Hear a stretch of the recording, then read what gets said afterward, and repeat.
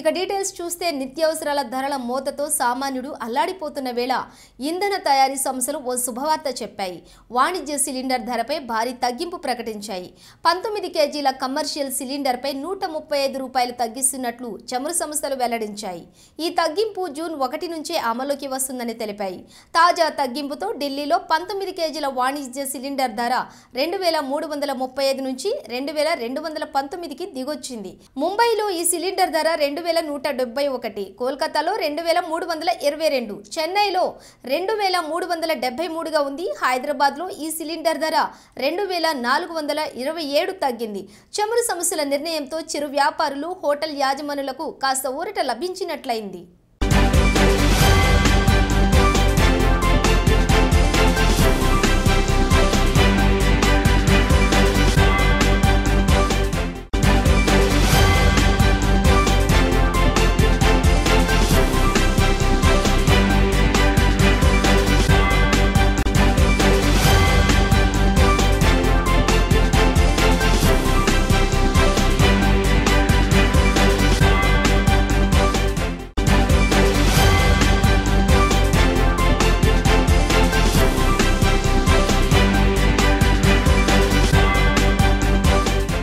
Donbas ప్రాంతంలోకి చొచ్చుకొస్తున్న రష్యాను అడ్డుకునేందుకు Ukraine చేతికి అమెరికా అత్యాధునిక రాకెట్ లాంచర్లను ఇవ్వాలని అమెరికా నిర్ణయించింది.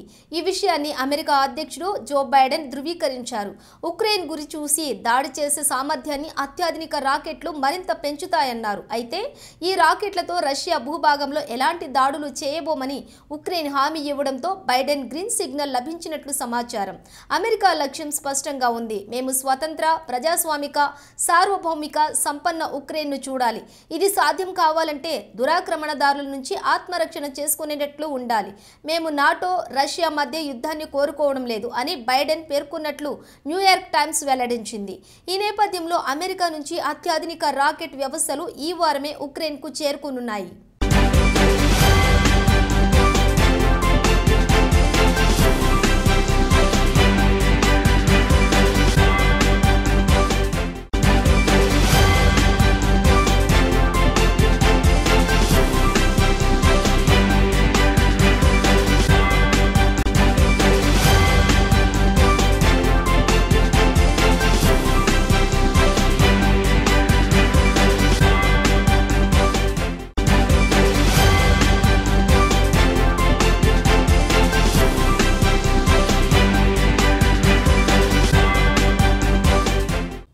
ప్రముఖ పంజాబీ గాయకుడు సిద్ధు మసేవాలా హత్యతో పంజాబ్లో మరోసారి ముఠా కక్షలు తెరపైకి వచ్చాయి. సిద్ధు హత్య తన పనేనని గోల్డీ బ్రార్ అనే గ్యాంగ్స్టర్ ఫేస్బుక్లో పెట్టిన విషయం తెలిసిందే. కాగా ఈ హత్యకు ప్రతీకారం తీర్చుకుంటామంటూ తాజాగా మరో గ్యాంగ్స్టర్ సోషల్ మీడియాలో పోస్ట్ చేయడం కలకలం రేపుతోంది. గ్యాంగ్స్టర్ నీరజ్ భావనాకు సంబంధించిన ఓ సోషల్ మీడియా ఖాతాలో నిన్న ఓ పోస్ట్ కనిపించింది. సిద్ధు నా సోదరుడి లాంటి వాడు, అతడి హత్యకు 2 రోజుల్లో బదులు చెప్తాం అని హెచ్చరిస్తూ ఆ పోస్ట్ పెట్టారు. అయితే ఈ పోస్ట్ను ఎవరు పెట్టారనేది స్పష్టత లేదు. పలు హత్యలు, దోపిడీ కేసులను ఎదుర్కొంటున్న నీరజ్ ప్రస్తుతం తిహార్ జైల్లో ఉన్నాడు. ఢిల్లీ, హర్యానా, పంజాబ్, రాజస్థాన్లో అతడికి అనుచరులున్నట్లు తెలుస్తోంది. 2 రోజుల క్రితం నీరజ్ భావన ముఠా సభ్యుడైనటువంటి బుప్పిన్ రాణా ఫేస్బుక్ ఖాతాలోనూ ఇలాంటి హెచ్చరికలే కనిపించడం గమనార్హం. దీంతో పోలీసులు అప్రమత్తమయ్యారు. సిద్ధు హత్య గ్యాంగ్స్టర్ లారెన్స్ బిస్ట్రాయ్ ముఠా పని అని పోలీసులు అనుమానిస్తున్నారు.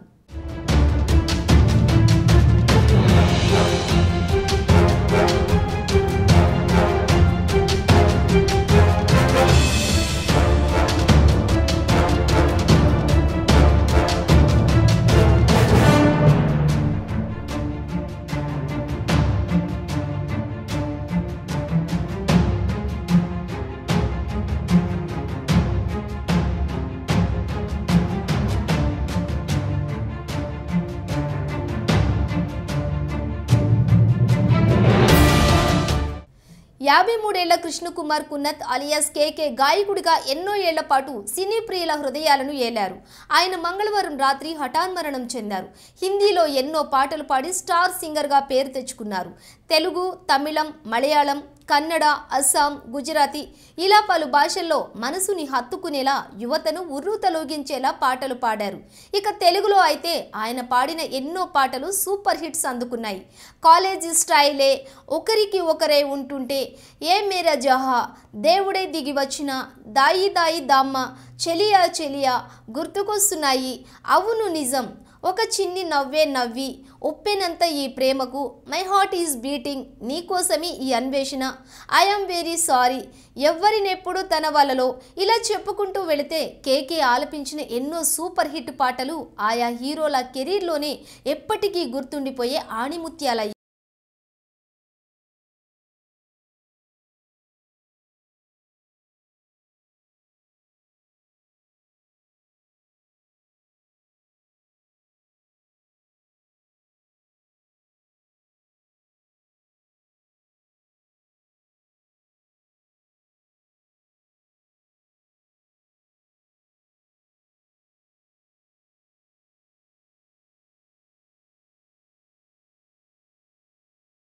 వాతావరణ శాఖ తీపి కబురు చెప్పింది. రానున్న వానాకాలంలో వర్షాలు భారీగా కురుస్తాయని వెల్లడించింది.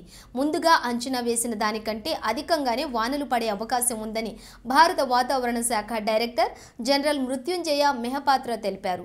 ఏప్రిల్లో దీర్ఘకాల సగటులో 99% మాత్రమే వానలు పడొచ్చని ఐఎండీ గతంలో లెక్కగట్టిన విషయం తెలిసిందే. రుతుపవనాల కదలికలు చురుగ్గా ఉన్న నేపథ్యంలో ఆ అంచనాలను సవరించింది. దీర్ఘకాలం సగటుకు 103% వర్షాలు కురుస్తాయని తాజాగా వెల్లడించింది. దేశంలోని చాలా వరకు భూభాగంలో వర్షాలు జోరుగా పడతాయని డైరెక్టర్ జనరల్ మెహపాత్ర తెలిపారు. ఈ మేరకు ప్రస్తుత సీజన్కు సవరించిన అంచనాల గణాంకాలను ఆయన విడుదల చేశారు. మధ్య ద్వీపకల్ప భారతదేశంలో దీర్ఘకాలంలో సగటుకు 106% వర్షాలు కురుస్తాయని, ఈశాన్య ప్రాంతాల్లో మాత్రం సాధారణం కంటే తక్కువ వర్షాలు కురిసే అవకాశం ఉందని పేర్కొన్నారు. ఇప్పటికే రుతుపవనాలు కేరళ తీరాన్ని తాకాయి. సాధారణంగా జూన్ 1న కేరళకు రావాల్సిన నైరుతి రుతుపవనాలు 3 రోజులు ముందుగానే వచ్చేశాయి. కేరళలో ఇప్పటికే వర్షాలు ప్రారంభమవగా దేశంలోని పలు ప్రాంతాల్లోనూ వర్షాలు కురుస్తున్నాయి.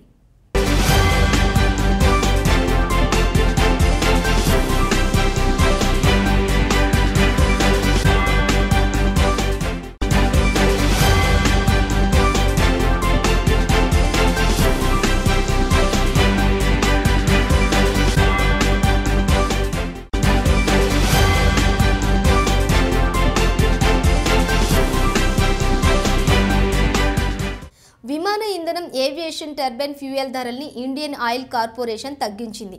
ఈ ఏడాది ధరల్ని తగ్గించడం ఇదే తొలిసారి. ప్రస్తుతం ఢిల్లీలో కిలో లీటర్ ఏటీఎఫ్ ధర 1.3% తగ్గి 1.21 లక్షలకు చేరింది. మే 16న ఏటీఎఫ్ ధరలు 5% పెరగడంతో కిలో లీటర్ ధర 1.23 లక్షలకు చేరింది. ఈ ఏడాది ఆరంభంలో 72,062గా ఉన్న కిలో లీటర్ విమాన ఇంధన ధర భారీగా పెరిగి 1.23 లక్షల వద్ద జీవనకాల గరిష్టానికి చేరింది. దాదాపు 62% పెరుగుదల నమోదైంది. అంతర్జాతీయ మార్కెట్లో చమురు ధరలు పెరిగిన నేపథ్యంలో దేశీయంగానూ ఆ ప్రభావం కనిపించింది. రష్యా ఉక్రెయిన్ యుద్ధం ప్రారంభమైన తర్వాత సరఫరా సమస్యలు తలెత్తి ధరలు మరింత ఎగబాకాయి. భారత్ చమురు అవసరాల్లో 85% దిగుమతులపైనే ఆధారపడుతోంది.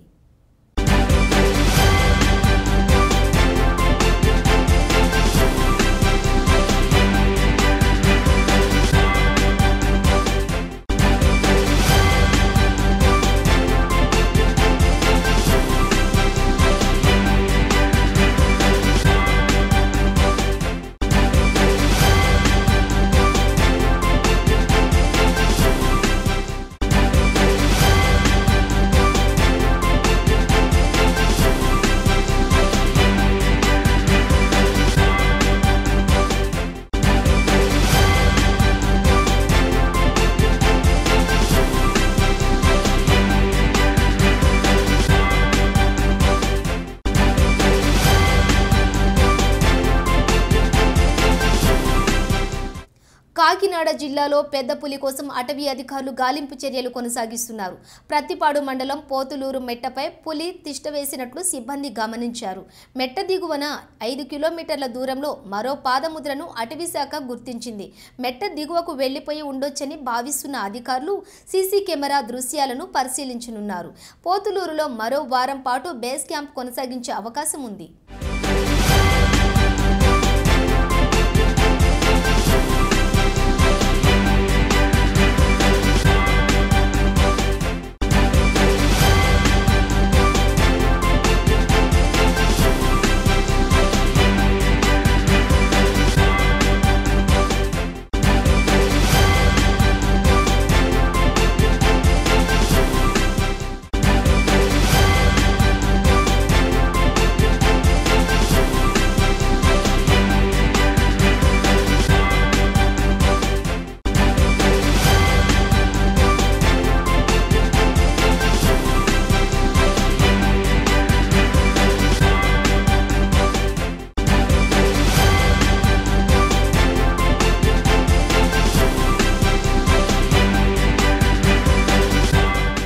పవిత్ర పుణ్యక్షేత్రం తిరుమలలో జూన్ 1 నుంచి సంపూర్ణ ప్లాస్టిక్ నిషేధం అమలు చేయాలని టీటీడీ నిర్ణయించింది. కాగా పర్యావరణ పరిరక్షణలో భాగంగా టీటీడీ ఈ నిర్ణయం తీసుకుంది. ఈ సందర్భంగా తిరుమల ఆస్థాన మండపంలో దుకాణదారులు, హోటళ్ల నిర్వాహకులతో టీటీడీ అధికారులు సమావేశం నిర్వహించారు. ఈ క్రమంలో హోటళ్ల, దుకాణాల నిర్వాహకులు తడి చెత్త, పొడి చెత్తను వేరువేరుగా డస్ట్బిన్లలో ఉంచాలని, తద్వారా సేకరణకు అనువుగా ఉంటుందని అధికారులు ఆదేశాలు జారీ చేశారు. దుకాణాల్లో అనుమతించిన వస్తువులనే విక్రయించాలని, దుకాణదారులు ప్రతి మంగళవారం మధ్యాహ్నం 1 గంట నుంచి 3 గంటల వరకు మాస్ క్లీనింగ్ చేపట్టాలని అధికారులు కోరారు. జూన్ 1వ తేదీ నుంచి విజిలెన్స్, హెల్త్, ఎస్టేట్ అధికారులు నిరంతరంగా తనిఖీలు చేసి ప్లాస్టిక్ వస్తువులు ఎక్కడ కనిపించినా దుకాణాలను సీజ్ చేస్తారని స్పష్టం చేశారు. దుకాణదారులు ఒక సంకల్పంతో ప్లాస్టిక్ నిషేధానికి సహకరించాలని కోరారు.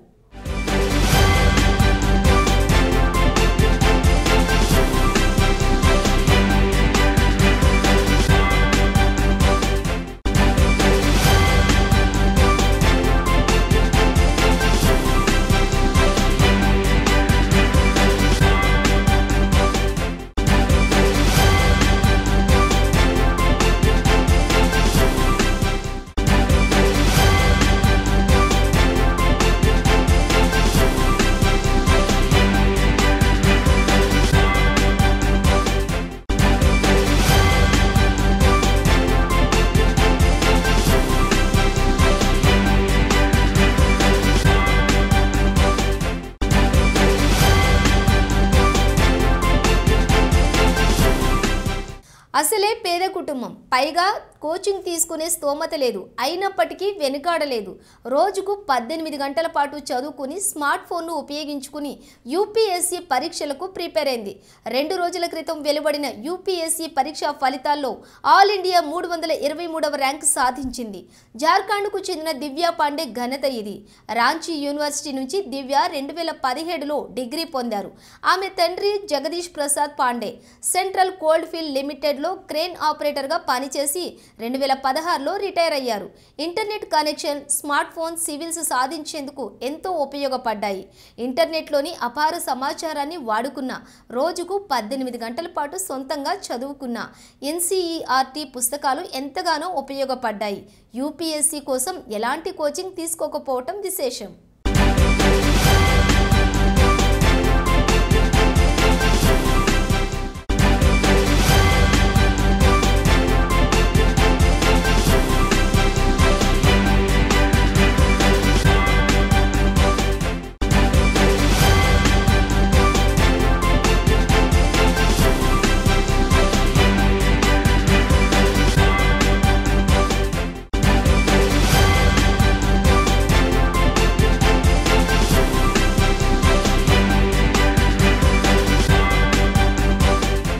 MNR Mahavir TRR private medical కాలేజీల్లో ఈ ఏడాది చేరిన ఎంబీబీఎస్ పీజీ విద్యార్థుల అడ్మిషన్లు జాతీయ మెడికల్ కమిషన్ రద్దు చేసిన ఘటనపై రాష్ట్ర ప్రభుత్వం ఉన్నత స్థాయి కమిటీని నియమించింది.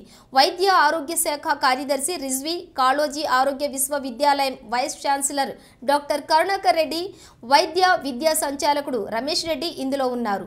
అడ్మిషన్లు పూర్తయి తరగతులు కూడా ప్రారంభించాక మెడికల్ సీట్లను ఉపసంహరించుకోవడం సమంజసం కాదని ప్రభుత్వం అభిప్రాయపడుతోంది. విద్యార్థుల భవిష్యత్తు దృష్ట్యా ఈ సమస్యకు పరిష్కారం కనుక్కోవాలని కమిటీని ఆదేశించింది. ఈ నేపథ్యంలో ఎన్ఎంసీ అధికారులతో కమిటీ పలు దఫాలుగా మంతనాలు జరుపుతున్నట్లు తెలిసింది. మరోవైపు ఆయా ప్రైవేట్ మెడికల్ కాలేజీలకు చెందిన విద్యార్థులు కొందరు వైద్య ఆరోగ్య శాఖ మంత్రి హరీష్ రావును కలిసి గోడు విన్నవించుకున్నారు. మరికొందరు విద్యార్థులు వరంగల్లోని కాళోజీ ఆరోగ్య విశ్వవిద్యాలయం అధికారులను కలిసి తమ పరిస్థితిని విన్నవించారు.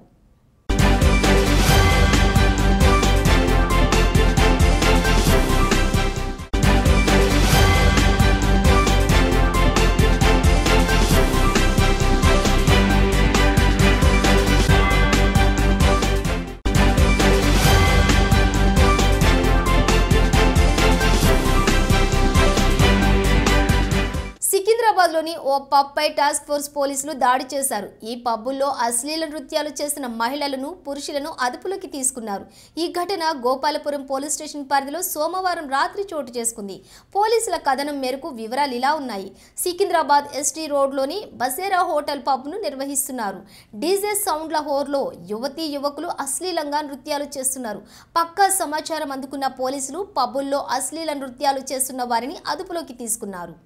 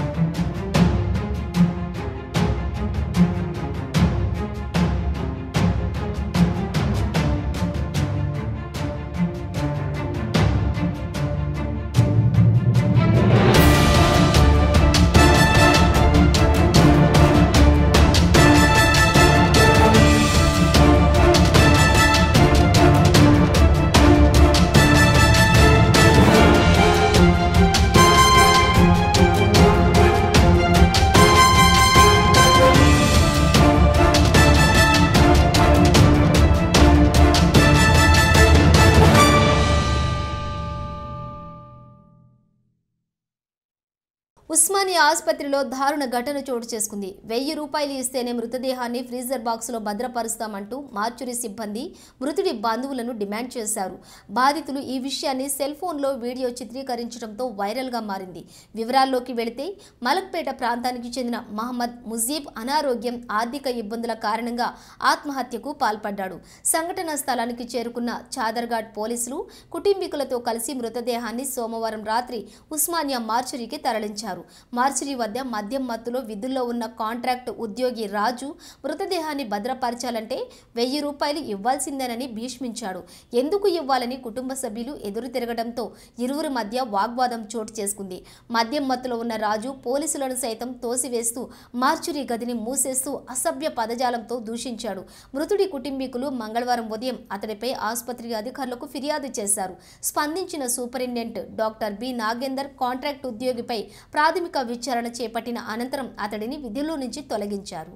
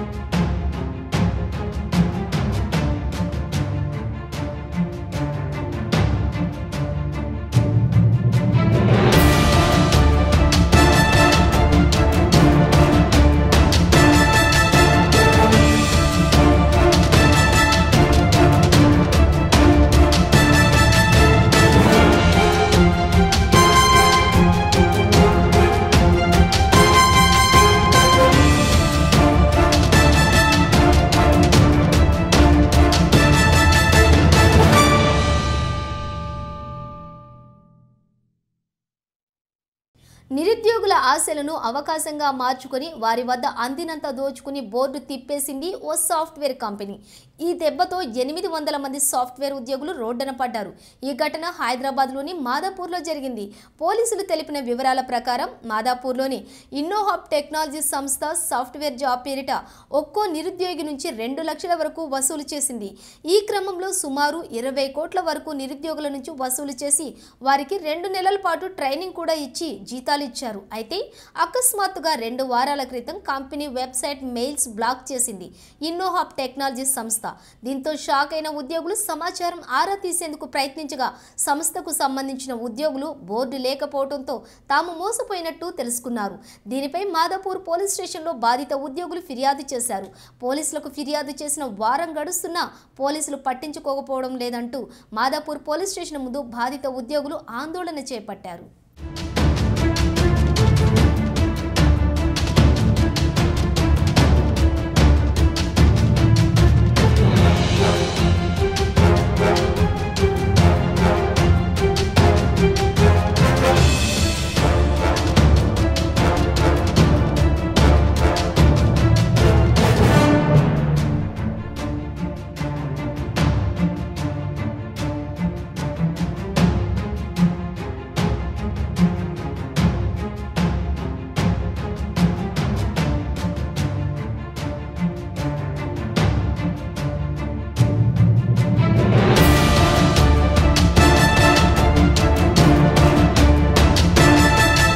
దేశంలో పెరిగిపోతున్న జనాభా నియంత్రణకు ప్రత్యేక చట్టం దిశగా కేంద్రం చర్యలు వేగవంతం చేస్తున్నట్లు తెలుస్తోంది. ఈ మేరకు కేంద్ర మంత్రి ఒకరు కీలక వ్యాఖ్యలు చేశారు. కేంద్ర మంత్రి రాయ్పూర్లో జనాభా నియంత్రణ చట్టం మీద వ్యాఖ్యలు చేశారు. గరీబ్ కళ్యాణ్ సమ్మేళనకు హాజరైన ఆయనకు జనాభా పెరిగిపోవడం కట్టడికి చట్టం మీద ఓ ప్రశ్న మీడియా నుంచి ఎదురైంది.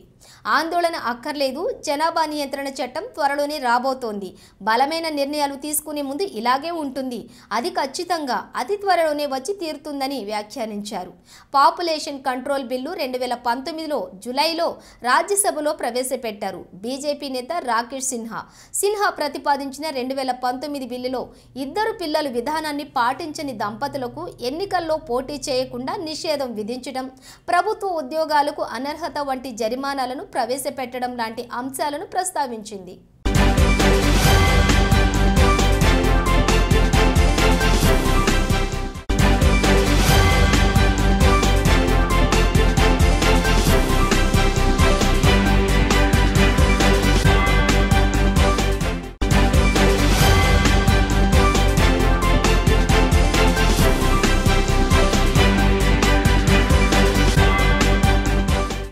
కరోనా పరిస్థితులున్నా గతేడాది ఐటీ రంగంలో అంచనాలకు మించి రాణించామని తెలంగాణ ఐటీ పరిశ్రమల శాఖ మంత్రి కేటీఆర్ చెప్పారు.